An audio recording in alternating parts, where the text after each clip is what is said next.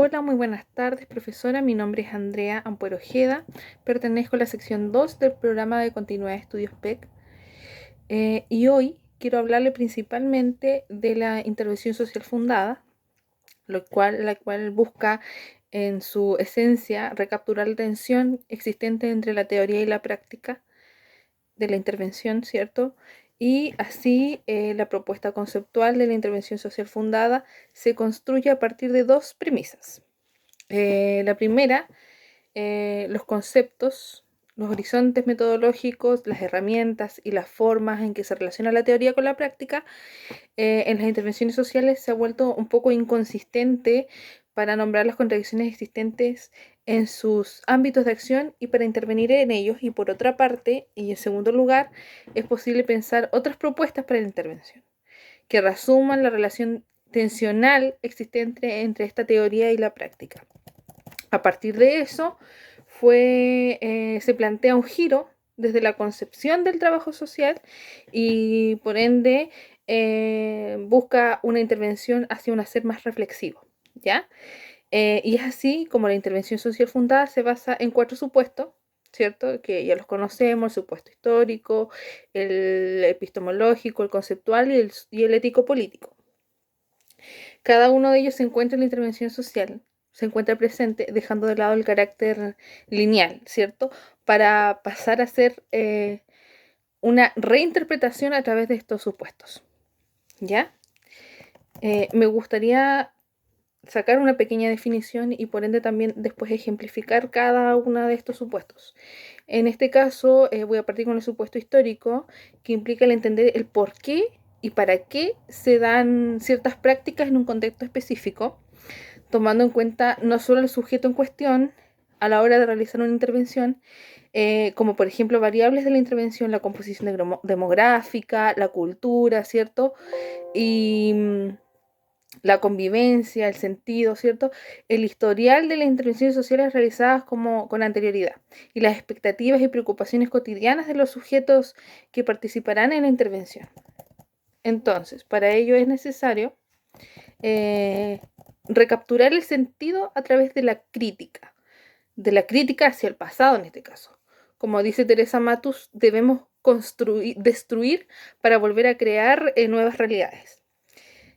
Por otro lado, tenemos el supuesto conceptual, ¿cierto? Que toda la intervención es capturada a partir de un lugar teórico o a partir de un modo de ver. Por lo tanto, existe una relación fundante entre las interpretaciones y la intervención social, la reflexión respecto de los conceptos y las categorías sobre los cuales se sustentarán los discursos y las acciones de los profesionales y técnicos que trabajarán en esta intervención, a través de la acción gramatical, que no es otra cosa que innovar en nuestro lenguaje. La palabra es creadora de realidades, me decía una vez una profesora. Me gustó mucho el ejemplo que dio Teresa Matus en su ponencia, ya que no es lo mismo decir ella es una madre abandonada a decir ella es jefa de hogar, ¿cierto? La desigualdad es provocada también por una falta de reconocimiento. ¿Mm? Tenemos también el supuesto ético-político, que habla de las configuraciones normativas de la sociedad en la que se inserta. Estamos hablando de normas, en este caso, que la sociedad impone, ¿cierto? Del espacio institucional en que se desarrolla y de las posiciones éticas individuales de trabajadores sociales y sujetos al interior de ella.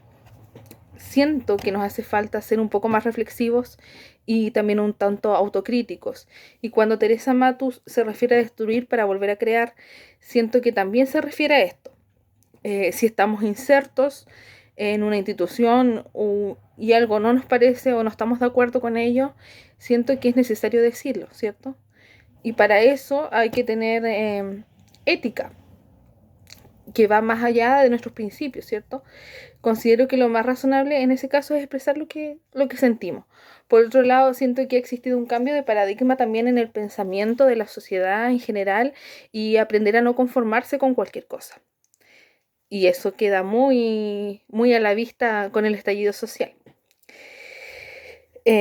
También tenemos el supuesto epistemológico, ¿cierto? Que esto implica, por tanto, el reconocimiento que tras las formas de fijación de lo real hay procesos de validación del saber, de una noción de racionalidad, de tiempo y espacio, una concepción entre teoría y la práctica, y una determinada forma de relacionarse entre el sujeto y el objeto.